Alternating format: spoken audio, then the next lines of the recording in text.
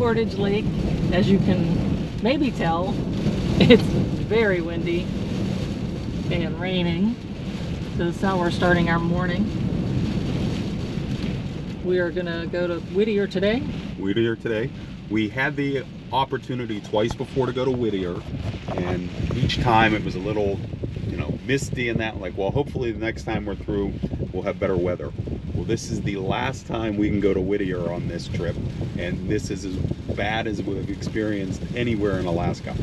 So I don't know what we're going to do on the other side of the tunnel. Probably just sit in the van. But we'll have the experience of going through the tunnel. There you go. Go through the tunnel and turn around. Yeah. Here's where Joe's going to spend his day because it's too rainy outside.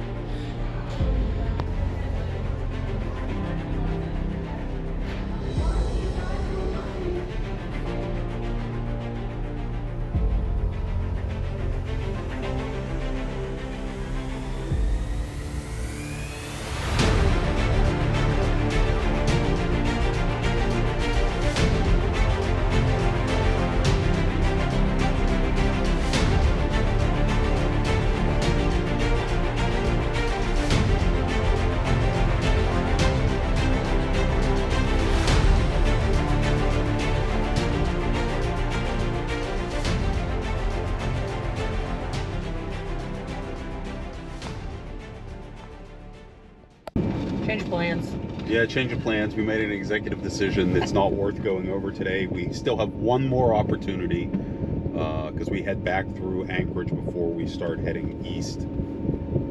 So we are going to start a drive to Denali because we want to see the damage from the wildfires. And then when we come back through Anchorage, we'll take the hour detour down to Whittier and hope the weather is better because it can't possibly be worse. This van is shaking. Okay. Maybe we'll see something pretty on the way there.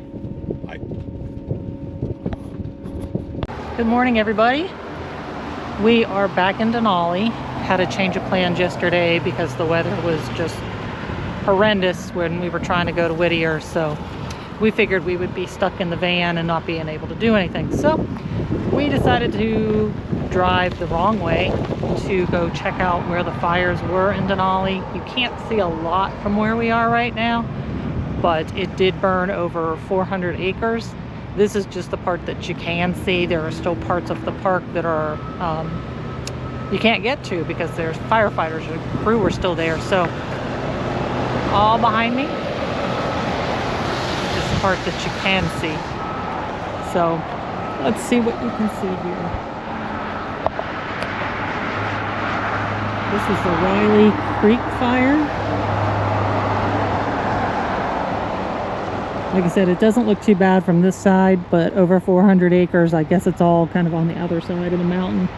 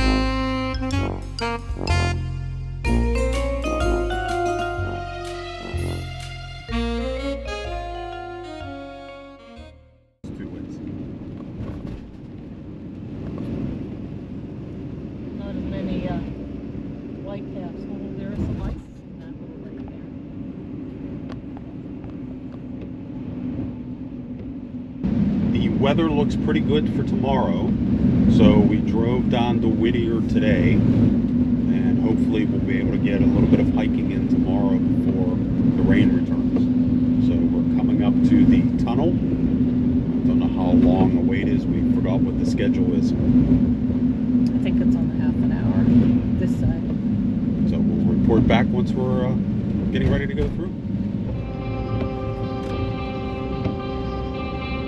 Next traffic, what's it say? Release is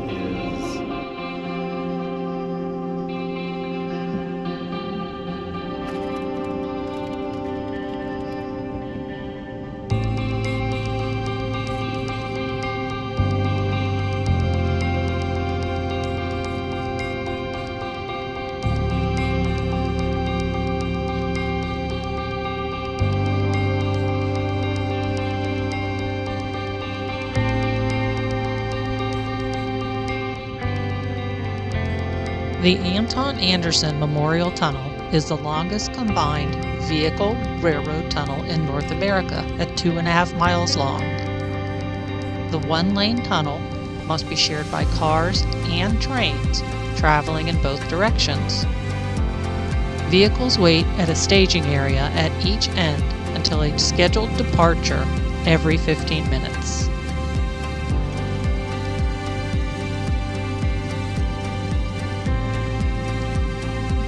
The toll for the tunnel starts at $13 for a Class A vehicle, which are passenger vehicles and motorcycles, and goes all the way up to $137 for Class D vehicles.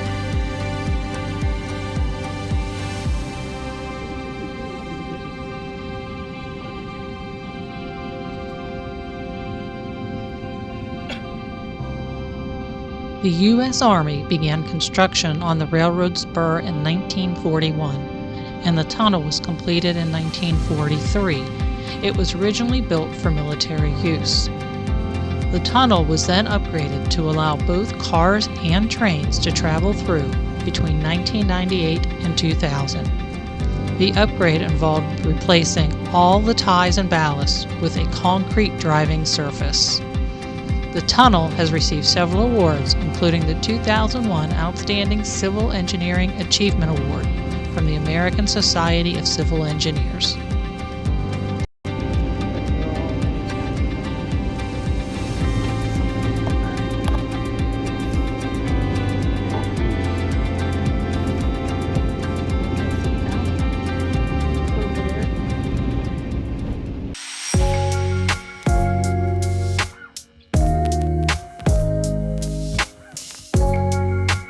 The Whittier Parking Creekside Campground offers 50 individual, unserviced campsites. Sites are available on a first-come, first-served basis. RV sites are $20 a night. Tent sites are $10 a night for 1 to 2 people with a single vehicle.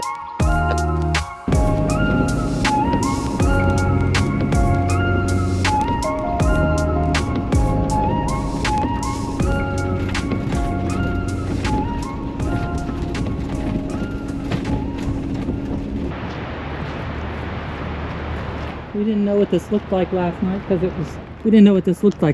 it was raining. But we now have the sun. We're gonna take a quick walk around this campground and check out the other spots and then decide what we're gonna do for the day. well, we're gonna do a short trail. We're gonna walk, Yeah, see some waterfalls. which there's one right there.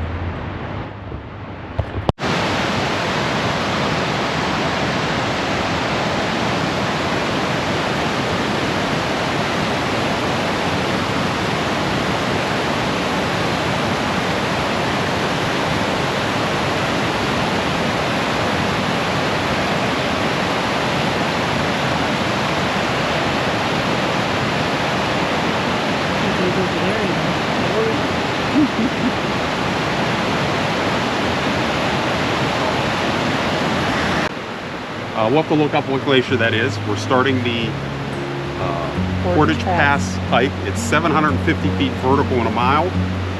It will be a challenge for us and we may not make it. The adventure begins.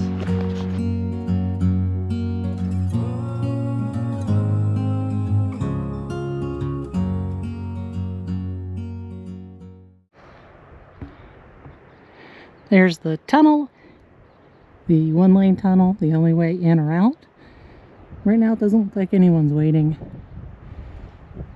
We're about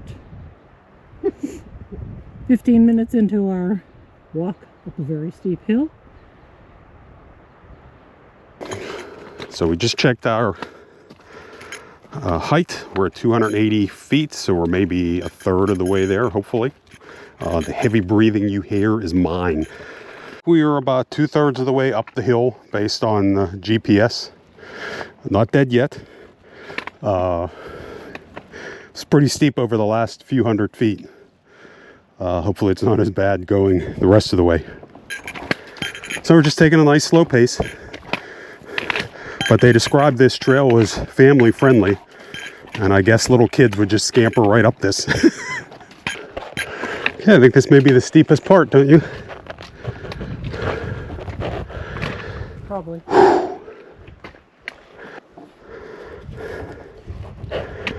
How racy to the top.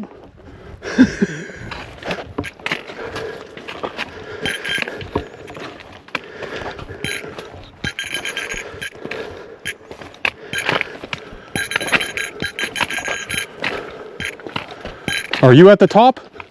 Nope.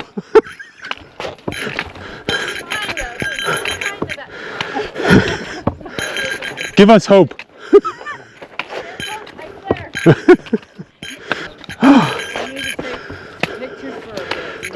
There you go.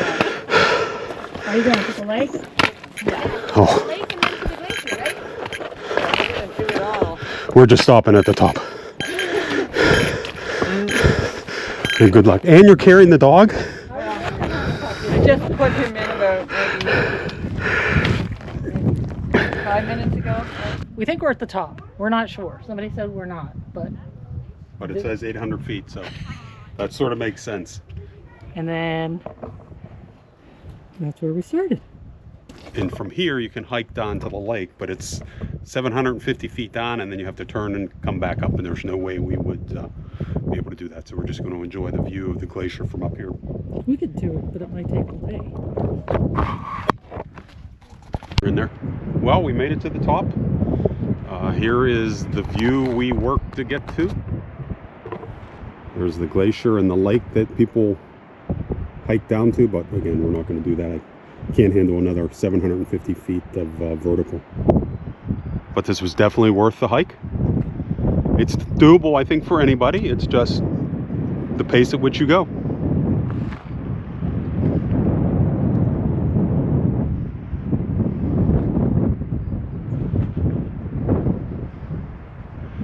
We were going to put the drone up, but it's too windy. My luck, it would get blown away. The Portage Pass Trail is a 2-mile long, 4 miles round trip trail that begins at the far end of the Whittier Tunnel and remains the only easy way to see the Portage Glacier on foot.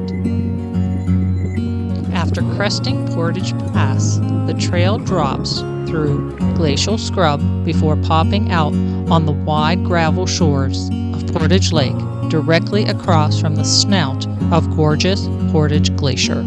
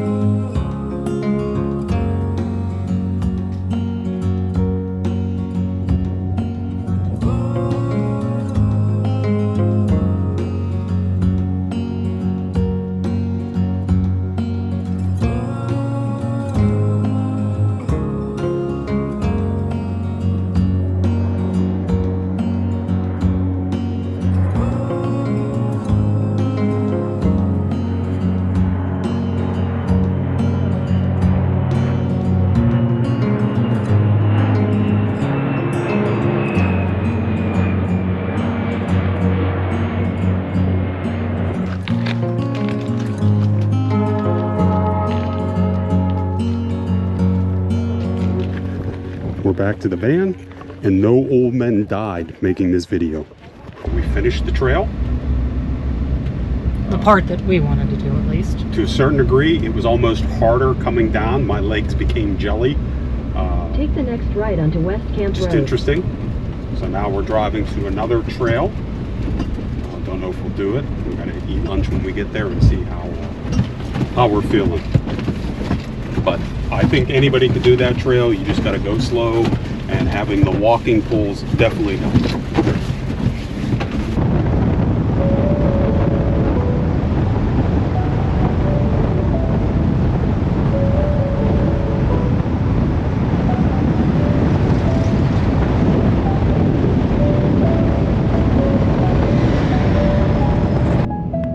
The Begich Towers building is a structure notable for being the residence for nearly the entire population of Whittier, as well as containing many of its public facilities. This has earned Whittier the nickname of Town Under One Roof. The Buckner Building is an abandoned former U.S. military building in Whittier, Alaska. The building was completed in 1953 and continued to operate until 1966. The building went into foreclosure in 2016, and a structural assessment of the building concluded that it was unlikely any significant portion of the building could be rehabilitated for occupancy.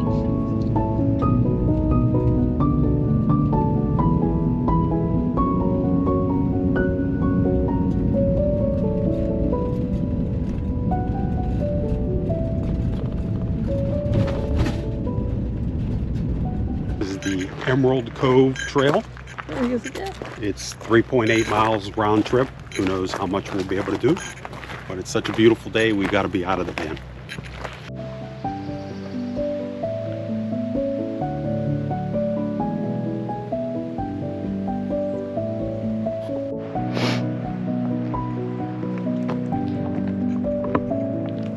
Already 1 foot has gone into the mud.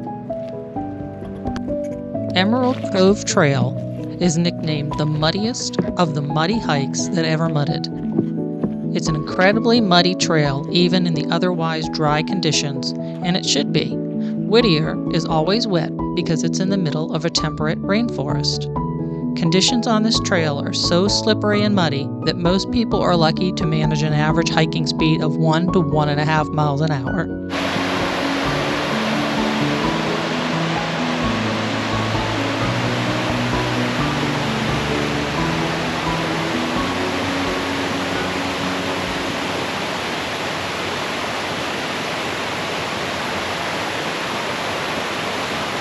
We can't believe this is the end because they said 1.9 miles. I don't think we've walked that far in, but we're going to call it because there's a waterfall.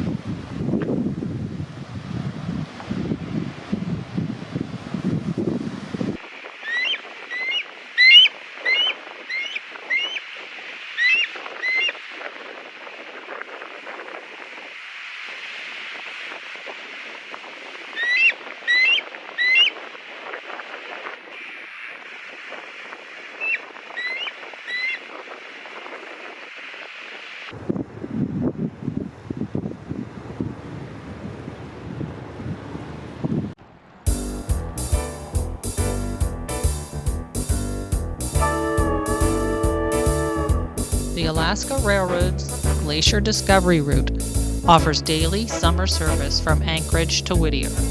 The train ride takes approximately 2.5 hours in each direction. From Anchorage, the train stops briefly in Girdwood before continuing to Portage Glacier through the Anton Anderson Memorial Tunnel into Whittier.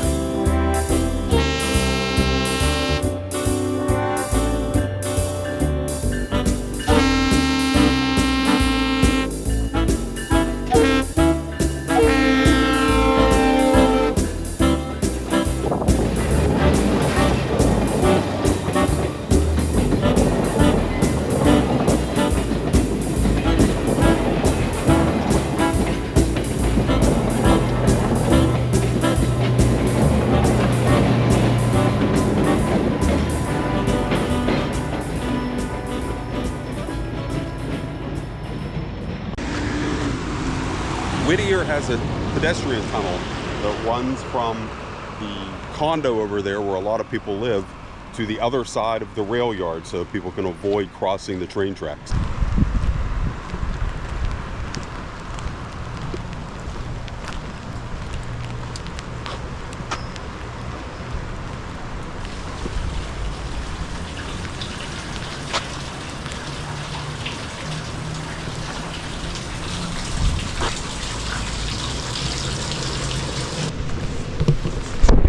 So I'm gonna go see what the tunnel is like. Gray hurt her knee yesterday, so she's probably gonna be out of action for a day or two while that recovers.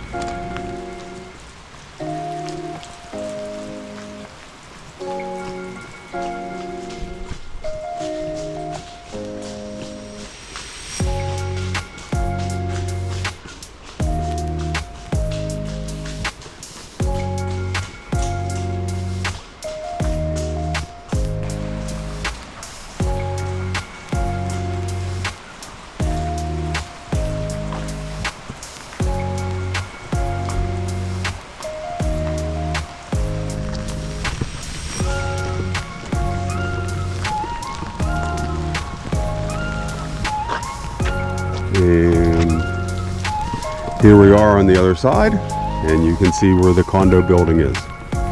Pretty neat little feature.